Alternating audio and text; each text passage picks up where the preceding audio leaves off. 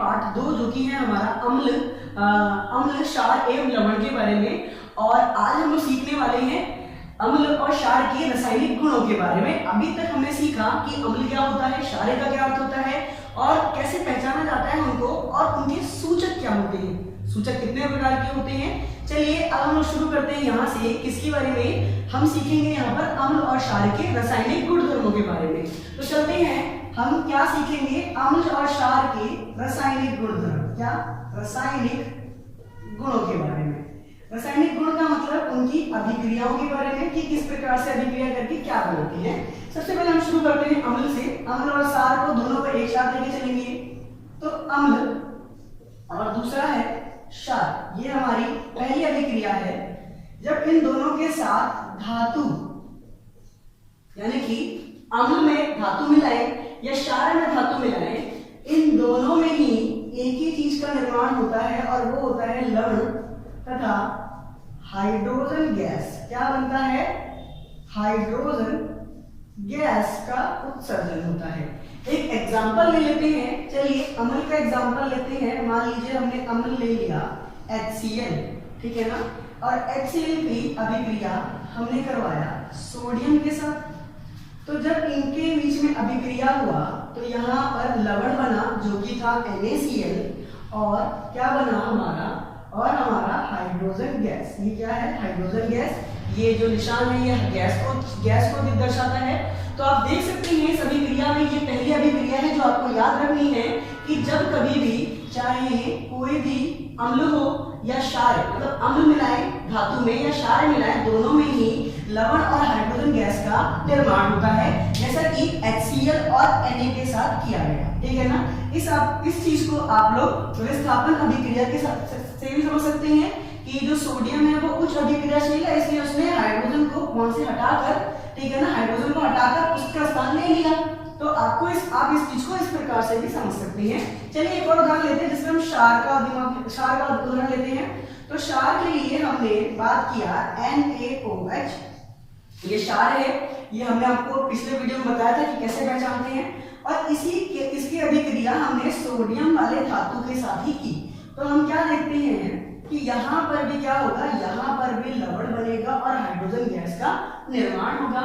चलिए कैसे होगा, थोड़ी सी मिस्टेक हो गई क्योंकि यहाँ पर भी सोडियम है, यहाँ पर भी सोडियम है। चलिए कोई दूसरा ले लेते हैं, चलिए जिंक ले लेते हैं। क्या ले लिया, जिंक।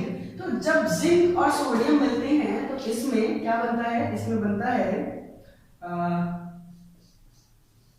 सोडियम जिंकेट और हाइड्रोजन गैस का निर्माण होता है। यानी कि क्षार को भी अगर धातु के साथ मिलाया जाएगा तो लवण और हाइड्रोजन गैस का क्या होगा, लवण और हाइड्रोजन गैस का ही क्या होगा, निर्माण होगा। किसका होगा, निर्माण होगा।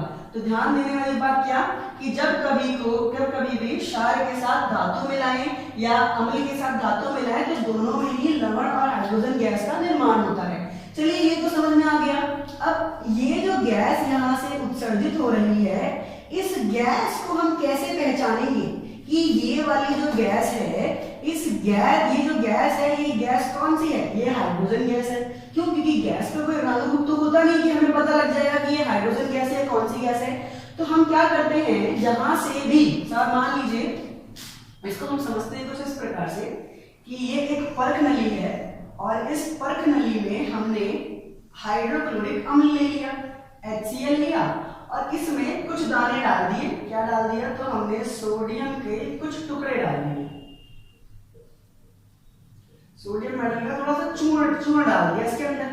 तो जब हमने इसके अंदर चूर्ण डाला तो हमने क्या देखा, इनके बीच में अभिक्रिया होगी, और अभिक्रिया कैसी होगी, ये, और उस अभिक्रिया में नमक बनेगा। NaCl क्या होता है, जो हम नमक खाते हैं उस साधारण नमक का रासायनिक सूत्र NaCl होता है, और यहाँ पर हाइड्रोजन गैस निकलेगी, यानी कि इसके ऊपर से क्या होंगे, हाइड्रोजन गैस होगी। तो आप क्या कीजिए, आप जलती हुई मोमबत्ती, क्या, अगर आप जलती हुई मोमबत्ती यहाँ रखेंगे या माचिस को जलाकर यहाँ रखेंगे तो यहाँ से एक पॉप, ठीक है ना, क्या आएगा, पॉप ध्वनि उत्पन्न होगी। क्या होगी, पॉप ध्वनि उत्पन्न होगी। क्या होगी, उत्पन्न होगी। और ये ये जो पॉप ध्वनि, यानी कि ये जो ध्वनि यहाँ पर उत्पन्न हो रही है, कौन सी, ये जो पॉप ध्वनि यहाँ पर उत्पन्न होगी, ये किसको बताती है, ये इंडिकेट करती है, यानी किसको दर्शाती है, ये हमें ये बताती है गैस कौन सी है, हाइड्रोजन गैस। क्योंकि हाइड्रोजन गैस का ये एक गुण है, क्या गुण है, कि जब हाइड्रोजन गैस में आग जलाती है, जलाया जाता है, तो वो एक पॉप ध्वनि उत्पन्न करती है। वो पॉप ध्वनि क्या दर्शाती है कि वो गैस कौन सी है, हाइड्रोजन गैस है। तो इस प्रकार से आपको यहाँ पर क्या समझ में आया, पहला रासायनिक गुण समझ में आया अम्ल और क्षार का, कि अम्ल क्षार को धातु में मिलाएंगे तो लवण और हाइड्रोजन गैस का ही निर्माण होगा। चलिए, ये थी हमारी पहली रासायनिक गुण। इसको अगर छोटे में लिखा जाए तो आप समझ सकते हैं अम्ल, और अम्ल को मिलाया किसमें, धातु में, किसमें, धातु में, और निर्माण हुआ लवण का और हाइड्रोजन गैस का। शॉर्टकट है समझने के लिए। इसी प्रकार से जब क्षार में हमने धातु मिलाया तो वहां पर भी क्या हुआ, लवण तथा हाइड्रोजन गैस का ही निर्माण हुआ। ठीक है ना, पहला अक्षर ले लिए ताकि आप छोटे में समझ सकें कि रासायनिक अभिक्रिया क्या हुआ। तो ये था पहला। बढ़ते हैं अपने अगली दूसरी रासायनिक अभिक्रिया कहती है, तो छोटे में लिखेंगे इसको, ठीक है ना। चलिए, तो दूसरी रासायनिक अभिक्रिया ये कहती है कि हमने अम्ल में, ये केवल अम्ल के साथ होती है, इसलिए क्षार के साथ नहीं होती है, ठीक है ना। अम्ल में हमने क्या किया, धातु, ठीक है, धातु कार्बोनेट और या फिर धातु हाइड्रोजन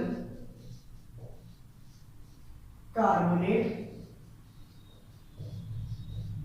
के साथ जब अभिक्रिया करें, मतलब किसी अम्ल में हमने पहले धातु कार्बोनेट मिलाया और या फिर हम उसी अम्ल में हमने या फिर धातु हाइड्रोजन कार्बोनेट मिलाया, तो दोनों ही रासायनिक अभिक्रियाओं में जो उत्पाद बनता है वो दोनों में ही सेम बनता है। जैसे कि दोनों में क्या बनेगा, तो दोनों में लवण बनेगा, साथ के साथ उसमें जल बनेगा और कार्बन डाइऑक्साइड का निर्माण होगा। डाइऑक्साइड का क्या होगा, निर्माण होगा। यही सेम चीज इस दूसरे वाले उत्पाद में भी बनेगी, ठीक है ना। यानी कि जब कभी भी अम्ल का ये जो अभिक्रिया है ये क्षार के साथ नहीं होती है, तो इस बात का आप ध्यान रखेंगे। चलिए, इसी का उदाहरण लेकर समझते हैं इसको। अम्ल में हमने दोबारा से HCl ही लिया और धातु कार्बोनेट। अब धातु को तो आप समझ सकते हैं, कार्बोनेट की जो पहचान होती है, कार्बोनेट को पहचानने के लिए आप याद रखें यहाँ पर CO3 होगा, यानी कि उस धातु के साथ CO3 अगर जुड़ा होगा, इसका मतलब वो CO3 किसकी पहचान है, कार्बोनेट की। उसी प्रकार हाइड्रोजन कार्बोनेट की पहचान के लिए आप याद रखिए HCO3 होगा। क्या होगा, HCO3, ठीक है ना। क्या होगा, ये HCO3। और ये कहीं ना कहीं क्या है, ये बहुपरमाणुक है, कहीं ना कहीं क्या है, ये बहुपरमाणुक है, ठीक है। चलिए, जैसे उदाहरण लेते हैं कि HCl हमने यहाँ पर भी लिया, दूसरी वाली अभिक्रिया में भी HCl ही लिया, और यहाँ पर हमने ले लिया सोडियम कार्बोनेट Na2CO3, यहाँ पर ले लिया हमने सोडियम हाइड्रोजन कार्बोनेट। आप देख सकते हैं यहाँ पर CO3, यहाँ पर HCO3 क्या बता रहा है, ये बताता है हाइड्रोजन कार्बोनेट और ये बताता है कार्बोनेट, जबकि दोनों में धातु क्या है, सेम है। तो दोनों ही सूत्रों में जो हमारा जो उत्पाद बनता है वो सेम बनता है। तो क्या बनेगा, देखते हैं क्या बनेगा, लवण। तो लवण, चलिए मान लेते हैं हमें नहीं आ रहा है, कोई बात नहीं, हमें जल और कार्बन डाइऑक्साइड का सूत्र सबको आता होगा। तो सबसे पहले हम क्या लिख देते हैं, चलिए हमने जल लिख दिया, जल का सूत्र होता है H2O और कार्बन डाइऑक्साइड का सूत्र होता है CO2। क्या होता है, CO2। दोनों में ही लिख लिया हमने H2O और CO2। चलिए अब देखेंगे यहाँ पर क्या CO3 है, CO2 को बाहर निकाला गया तो यहाँ पर एक ऑक्सीजन बच गया, ठीक है। और वो ऑक्सीजन और यहाँ से हाइड्रोजन आपस में जुड़कर क्या बनाएगा, पानी बचाएगा। तो आप देखेंगे कि यहाँ पर केवल क्लोरीन और सोडियम ही रह जाता है। आप इन दोनों को क्या करेंगे, एक साथ जोड़ देंगे और इस तरीके से यहाँ पर क्या बन जाएगा, ये NaCl हमारा बन जाएगा, यानी कि लवण हमारा बन जाएगा, ठीक है। कुछ इस प्रकार आप इस रासायनिक अभिक्रिया को क्या करेंगे, पूर्ण करेंगे। ठीक इसी प्रकार अगर आप इसमें यहाँ पर देखेंगे, हालांकि ये संतुलित नहीं है, संतुलित हम करके नहीं समझ रहे हैं, ठीक है ना। देखिए इसमें हम देखेंगे तो इसमें दोबारा से जो CO2 को बाहर निकाला तो यहाँ पर एक O बचा, ये वाला H और ये वाला H, यहाँ पर H2 हो गया और एक O यहाँ पर है, तो पानी पूरा कंप्लीट हो जाएगा। ठीक है ना। और क्या बचेगा, Na बचेगा और Cl बचेगा। तो ठीक इस प्रकार आप देखेंगे यहाँ पर भी NaCl बना है। उत्पाद देख सकते हैं दोनों में ही उत्पाद क्या बन रहा है, सेम बन रहा है, परंतु और जो अभिक्रिया हुई है वो अंतर है। यहाँ पर हाइड्रोजन कार्बोनेट है, सॉरी यहाँ पर सोडियम कार्बोनेट है, यहाँ पर सोडियम हाइड्रोजन कार्बोनेट है। यानी कि आप कहें तो आप किस प्रकार को समझ सकते हैं, ठीक है ना। आप उसकी पहचान के लिए हमने यहाँ पर ऑलरेडी लिख दिया है। चलिए तो ये यहाँ पर क्या होता है, इस प्रकार से अभिक्रिया की जाती है। अब यहाँ पर भी हम वही सवाल समझेंगे जो हमने पहली अभिक्रिया में समझा था। जैसे कि हाइड्रोजन गैस का हमें पता चला था, तो हमें क्या पता लगा था कि हाइड्रोजन गैस कैसे पता लगता है, यहाँ पर पॉप ध्वनि होती है। क्या होती है, पॉप ध्वनि होती है क्या, जब हाइड्रोजन को जलाया जाता है, ठीक है ना। ठीक उसी प्रकार से अब सवाल आता है कि हमें इन दो गैस के बारे में कैसे पहचानेंगे, कार्बन डाइऑक्साइड को कैसे पहचानेंगे। तो इसके लिए हम क्या करते हैं, इसके लिए भी हम लोग, हमारे पास एक टेस्ट होता है, ठीक है ना। क्या होता है, एक टेस्ट करेंगे, देखिए समझते हैं कौन सा टेस्ट। तो देखते हैं क्या होता है, देखिए चलिए हमने ये एक परखनली, दोबारा से परखनली में क्या है, ये है, और उसके अंदर हमने सोडियम कार्बोनेट, सोडियम हाइड्रोकार्बोनेट मिलाया, ठीक है ना। तो ये दोनों तो इसी के अंदर ही होंगे, परंतु इसके ऊपर से जो निकलेगी वो क्या है, वो गैस है। और ये गैस तो हम लोग जानते हैं कि ये क्या है, CO2 है, पर हमें इसकी पहचान करनी है। तो हमने क्या किया, इसके पास हम एक और परख नली लेके आएंगे, और उस परख नली में हम क्या लेंगे, उसमें हम लोग क्या लेंगे, इसमें हम लोग भुजा हुआ चूने का चूना लेंगे। क्या लेंगे, भुजा हुआ चूना। यानी कि हमने यहाँ पर CaOH लिया। क्या लिया, CaOH, बिना भुजा हुआ चूना लिया। तो हमने क्या देखा, जब ये CO2 इस प्रणाली के ऊपर रखा गया तो ये गैस कहाँ जाएगी, कुछ मात्रा में इसके अंदर भी जाएगी। तो जब ये इसके अंदर गई तो ठीक है ना, तो इन दोनों में क्या हुआ, अभिक्रिया होगी। क्या होगी, अभिक्रिया। और ये वाली अभिक्रिया हमने पहले चैप्टर में भी देखी है। चलिए तो क्या होगा, देखिए तो जब इसके अंदर जब हाइड्रोजन यहाँ से जो CO2 निकलेगा वो इस प्रणाली में जाएगी, तो होगा क्या, अभिक्रिया होगी। यानी कि CaOH, CaOH क्या है, बिना भुजा हुआ चूना। तो बिना भुजा हुआ चूना हमने थोड़ा सा लिया, यानी कि इसका थोड़ा सा घोल लिया, किसका, चूने और पानी का, उसका घोल लिया हम लोगों ने। जब इसमें CO2 गया तो ये पानी कैसा हो गया, ये दूध ही है, एकदम दूध रंग, एकदम दूध ही सफेद हो गया। कैसा हो गया, दूध की तरह एकदम सफेद हो गया। तो ऐसा क्यों हुआ, तो देखिए यहाँ पर जब ये आपस में मिले तो इनमें अभिक्रिया होने से क्या हुआ, इनमें अभिक्रिया होने से यहाँ पर कैल्शियम कार्बोनेट के साथ पानी का निर्माण हुआ। और यही हमने सेम अभिक्रिया पहले चैप्टर में भी पढ़ी थी। जब इसीलिए क्योंकि हमने वहां पर पढ़ा था, जब इसका ये क्या होता है, ये सफेदी में उपयोग होता है। जब सफेदी करते हैं तो कुछ दिनों के बाद वो चमक जाती है, क्योंकि उसमें CO2 उसका रिएक्ट करके उस पर एक परत बनाती है, एकदम सफेद रंग की एकदम परत जो चमक बनती है। तो इसीलिए इसको पहचानने का जो तरीका था उसके लिए हमने इसका उपयोग किया, ठीक है। अच्छा, अब एक सूत्र तो हमें ये बताया गया है। मान लीजिए हमने अगर वाटर फॉर्म हुआ, पर मान लीजिए हम इसको इस परत को हटाना भूल गए, तो ये जो CO2 जब अत्यधिक मात्रा में उत्पन्न होती है तब क्या होता है, तब कहीं ना कहीं कैल्शियम कार्बोनेट और वाटर के साथ CO2 दोबारा से अभिक्रिया करता है, और यहाँ पर कैल्शियम हाइड्रोजन कार्बोनेट का क्या करता है, निर्माण करता है, ठीक है ना। अब दोनों में फर्क आप एक पॉइंट और समझें, ठीक है ना। इस तरीके से हम CO2 की पहचान करते हैं कि ये जो गैस है वो कहीं ना कहीं क्या है, CO2 वाली गैस है। ये जो कैल्शियम कार्बोनेट बनता है ये कहीं ना कहीं सफेद अवशेप होता है। क्या होता है, सफेद अवशेप का निर्माण करता है। वहीं जब कैल्शियम हाइड्रोजन कार्बोनेट बनता है तो घुलनशील होता है, यानी जल में क्या होता है, जल में घुल जाता है, ठीक है ना। और ये जो सफेद रंग है वो भी क्या होता है, वो भी बेरंग होता है, वो पानी की तरह हो जाता है, ठीक है ना, तो जल में घुल जाएगा।